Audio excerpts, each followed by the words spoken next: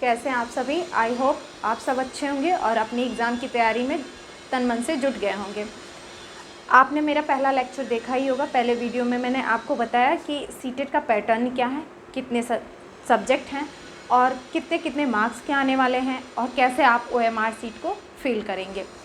उसी क्रम में मैंने आपको बताया था कि पहला मैं जो स्टार्ट करूँगी विषय वो होगा आपका हिंदी में मैंने कहा कि आपको शिक्षण शास्त्र का सारी जो पेडागोजी के 15 नंबर के क्वेश्चन होंगे वो मैं मात्र एक वीडियो दूंगी और उस एक वीडियो में एज अ मैराथन दूंगी ताकि आप उस एक वीडियो में से 15 नंबर अपना एकदम कंफर्म कर सकें। और जो आपका बाकी का जो 15 मार्क्स का क्वेश्चन था गद्यांश और पद्यांश में से, उसमें जो व्याकरण के हिस्से थे गद्यांश और पद्यांश, तो मैं एक आपको दूंगी उसका भी एक शॉर्ट ट्रिक कि आप गद्यांश और पद्यांश को कैसे सॉल्व करें। और जो दूसरा होगा आप व्याकरण के क्रम में, उसमें जो व्याकरण के क्रम में मैं पहला टॉपिक आपको स्टार्ट करूंगी समास। मैंने कहा था कि आपको एक ट्रिक के माध्यम से सिखाया जाएगा, कोई आप पे बर्डन नहीं होगा, आपको कोई रटने की ज़रूरत नहीं है। आप कैसे आसानी से चीज़ों को समझ सकें, कैसे सॉल्व कर सकें, वो मैं एक ट्रिकी वे में आपको समझाने की कोशिश करूँगी। पहला जो टॉपिक है मैं स्टार्ट करूँगी समास।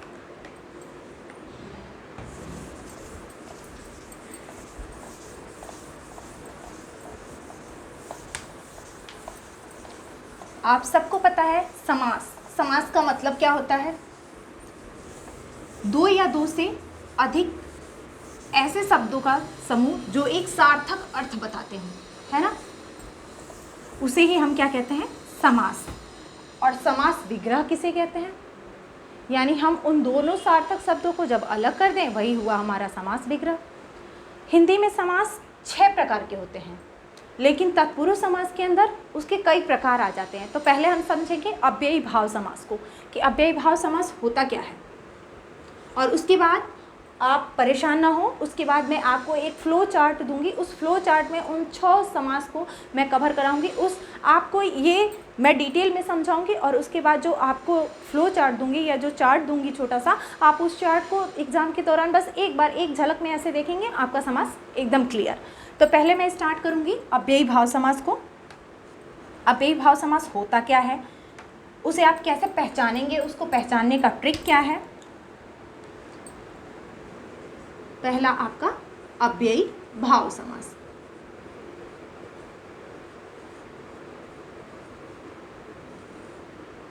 अव्यय यानी अव्ययी भाव समास का मतलब यानी इसका जो पहला पद हो, यानी जो उसका पूर्व पद हो वही क्या हो? अव्यय हो। यानी इसका जो फर्स्ट जो पद होगा, यानी मैंने कहा कि दो शब्द मिल करके यानी दो ग्रुप मिल करके आपस में एक ऐसा सार्थक समूह बनाएंगे जिसे हम समास कहेंगे। तो यानी जो पहला पद होगा वो प्रधान होगा दूसरे पद से, ठीक है, यानी पहला पद हमारा अव्यय होगा। और ध्यान रखिएगा पहला पद हमेशा इसका छोटा रहेगा, ठीक है, और दूसरा पद बड़ा रहेगा। यही इसकी पहचान है। मैं पहचान का तरीका बताती हूँ। पूर्व पद अव्यय हो यानी उसकी पहचान हम कैसे करेंगे इस समास की? पहले ही आपको दिख जाएगा उसमें क्या हो? आ हो, प्रति हो, भर हो, यथा हो, यावत हो, वहां क्या होगा? अव्यय अनु हो। ये सारी चीजें पहचान के तरीके हैं। वहां क्या होगा? आपका अव्ययी भाव समास होगा। अब देखिए मैं आपको एक एग्जाम्पल से क्लियर करती हूँ। जैसे उदाहरण के लिए हम लेते हैं अजन्मा। इसका समास विग्रह क्या रहेंगे? तो आप क्या होगा? आ प्लस जन्म, है ना।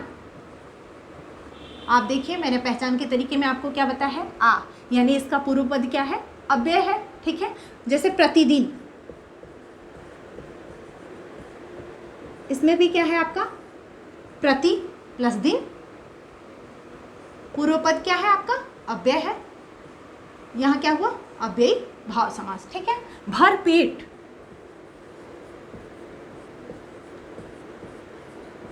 इसमें भी क्या हुआ? भर आपका एक अव्यय है और पेट आपका दूसरा पद हो गया, ठीक। ठीक इसी प्रकार अनुरूप,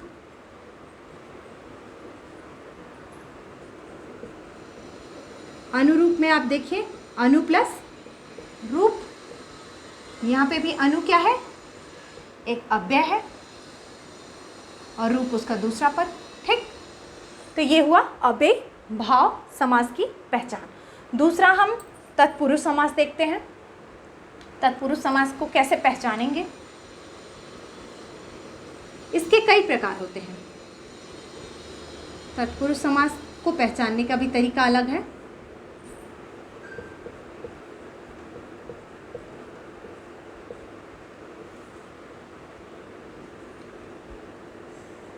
कर्म तत्पुरुष, मैं ABC करके इसको डिफाइन करती हूँ, आप आसानी से पहचान सकेंगे।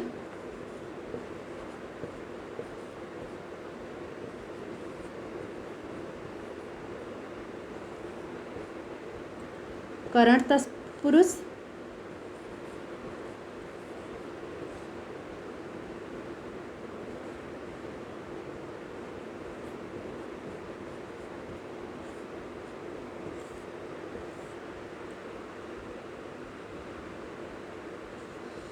संप्रदान तत्पुरुष,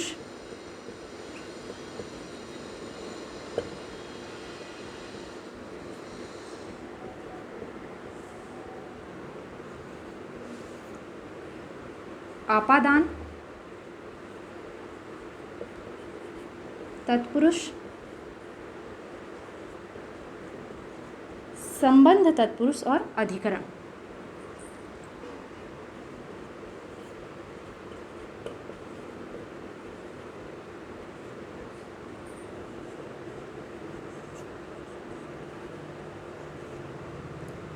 F आपका हो गया अधिकरण तत्पुरुष।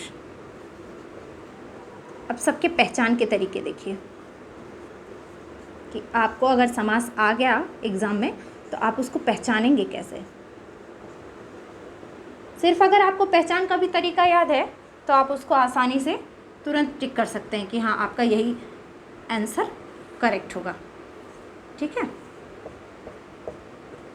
पहले बात करते हैं कर्म तत्पुरुष। तो आपको पता होगा कि कर्म तत्पुरुष अगर जहाँ पर होगा वहाँ उसकी पहचान कैसे होगी, को, यानी आप वहाँ उसको को से रिलेट करेंगे। ठीक है, मैं पहचान सबके लिए कर देती हूँ। और जहाँ करण तत्पुरुष होगा वहाँ से पहचानेंगे। अभी मैं एग्जाम्पल दूंगी तो आपको और क्लियर हो जाएगा। और संप्रदान तत्पुरुष में के लिए, और फिर जो अधिकरण है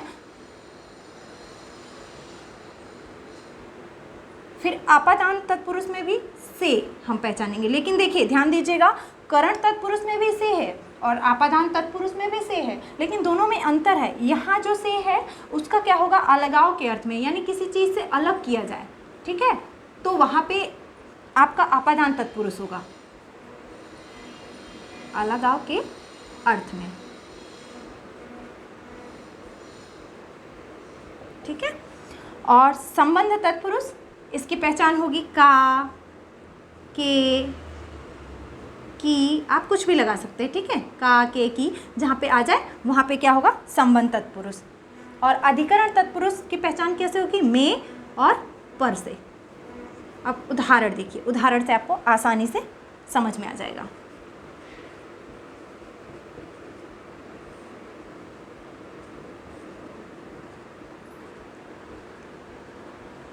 ठीक है, अब हम यहाँ इसके एग्जाम्पल लिखते हैं। उदाहरण देखिए एक एक का। कर्म तत्पुरुष, जैसे पॉकेट मार,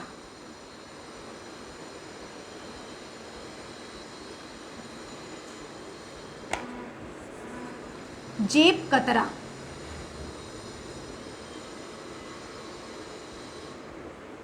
अब आप इसको अगर समास विग्रह करते हैं तो आप कैसे लिखेंगे, पॉकेट को मारने वाला। ठीक है, तो को आया ना, यानी इसका मतलब वहाँ क्या होगा, कर्म तत्पुरुष।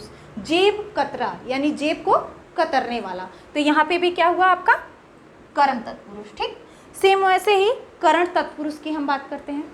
एग्जाम्पल देखिए इसका,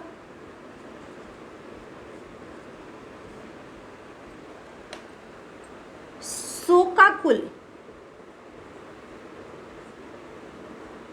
ठीक है, या शोकग्रस्त भी हम कह सकते हैं, शोकग्रस्त, ठीक है, रेखांकित, आप कुछ भी ले लीजिए।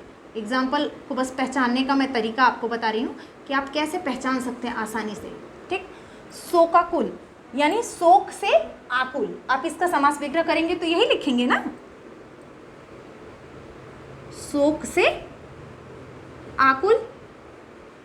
तो यहाँ क्या आ रहा है आपका, से आ रहा है, यानी सीधे सीधे क्या हो गया आपका करण तत्पुरुष, ठीक। वैसे ही शोकग्रस्त यानी शोक से ग्रस्त, ठीक, यहाँ पे भी आपका क्या आ गया करण तत्पुरुष। रेखांकित, रेखा से अंकित, ठीक, वहां पे भी से आ रहा है, आप देख लीजिए, रेखा से अंकित, यानी यहाँ पे भी आपका क्या हो गया से आ रहा है सब। तो से का मतलब आप आसानी से बता सकते हैं, से आप आसानी से पहचान सकते हैं कि इसमें क्या होगा करण तत्पुरुष होगा, ठीक। संप्रदान तत्पुरुष, यहाँ पे क्या होगा के लिए, इसका मेन पहचान क्या है के लिए। इसका उदाहरण देखिए, उदाहरण स्नान गृह या स्नान घर कर लीजिए, कुछ भी लिख सकते हैं आप। स्नान घर, गौशाला, प्रयोगशाला, है ना,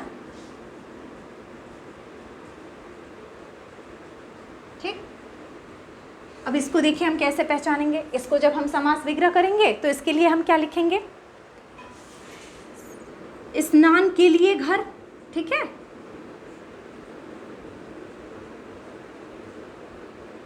स्नान के लिए घर, ठीक। गौशाला का हम समास विग्रह करेंगे तो हम क्या लिखेंगे, गायों के लिए शाला, यानी गायों के लिए घर, गौ के लिए शाला या गायों का घर।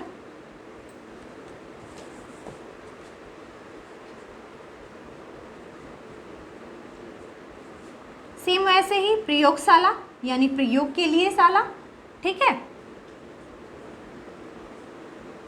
तो आप देख रहे हैं कि सब जितने भी एग्जाम्पल हैं, सारे एग्जाम्पल में के लिए का ही यूज करके हम समास को विग्रह कर रहे हैं, यानी समास को अलग अलग कर रहे हैं, ठीक है। तो आप आसानी से पहचान सकते हैं भाई के लिए किसके लिए हम प्रयोग करते हैं, के लिए हम कौन से समास के पहचान के लिए प्रयोग करते हैं, संप्रदान के लिए, ठीक।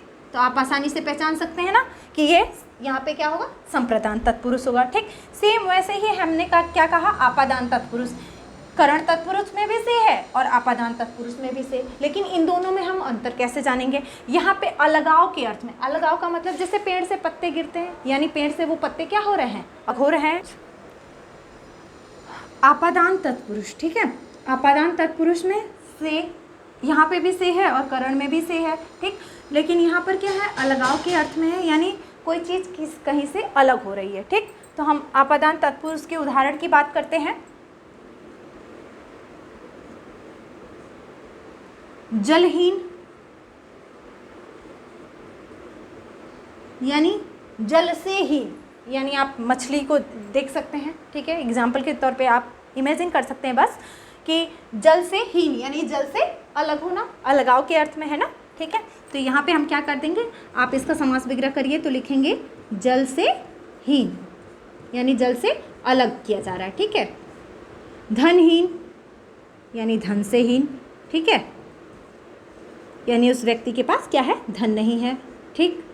तो ये क्या हुआ हमारा से क्या है अलगाव के अर्थ में यहाँ पे प्रयोग कर रहे हैं हम, तो यहाँ पर क्या हो जाएगा हमारा आपादान तत्पुरुष हो जाएगा, ठीक। बात करते हैं हम संबंध तत्पुरुष की। संबंध तत्पुरुष को हम पहचानेंगे कैसे, हमने कहा कि इसका जो एग्जाम्पल होगा वो आप का, के, की कुछ भी ले सकते हैं, ठीक है। जैसे आप एग्जाम्पल ले लीजिए, राजपुत्र,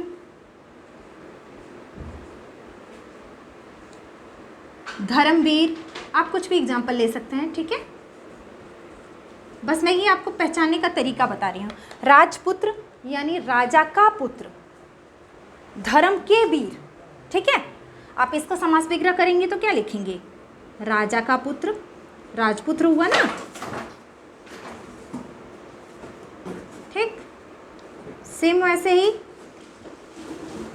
धर्म का वीर, वो क्या हुआ? धर्मवीर।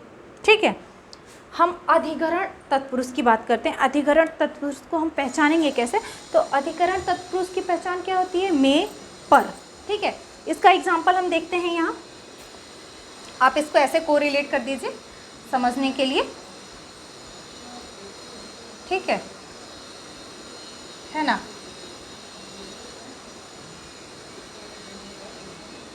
अधिकरण तत्पुरुष की हम बात करते हैं। बस इसी का आपका एग्जाम्पल रह गया है। इसके बाद से हम कर्मधारय समास की बात करेंगे। ठीक है, इसका उदाहरण देखिए।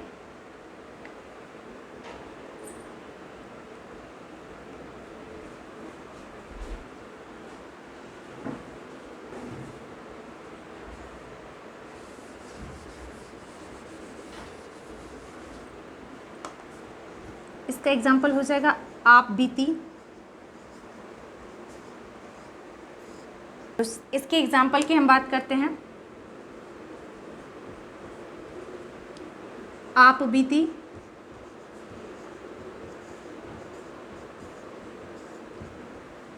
गृह प्रवेश,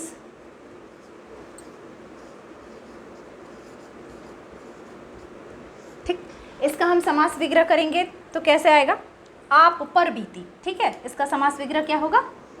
आप पर बीती। ठीक, सेम वैसे ही हम जब गृह प्रवेश का समास विग्रह करेंगे तो क्या होगा? गृह में प्रवेश, है ना?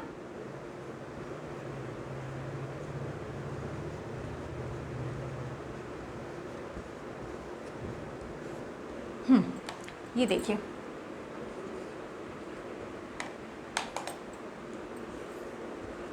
तो यहाँ पर जब आप समास विग्रह कर रहे हैं आप पर बीती, तो आप डायरेक्टली यहाँ से कोरिलेट कर सकते हैं। यानी पर किसका पहचान चिन्ह है? अधिकरण तत्पुरुष का।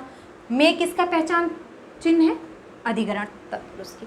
तो यहाँ तक तो बात हुई आपकी अव्ययी भाव समास की और तत्पुरुष समास की। इसके आगे हम बात करेंगे कर्मधारय समास की, द्विगु समास, द्वंद्व समास और बहुव्रीहि समास की।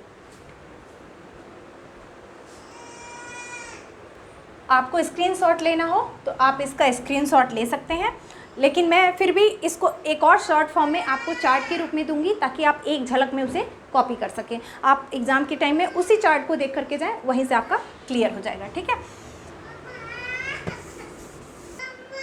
Thank you for watching. आपको वीडियो अच्छी लगी हो तो वीडियो को लाइक और हमारे चैनल को सब्सक्राइब करें।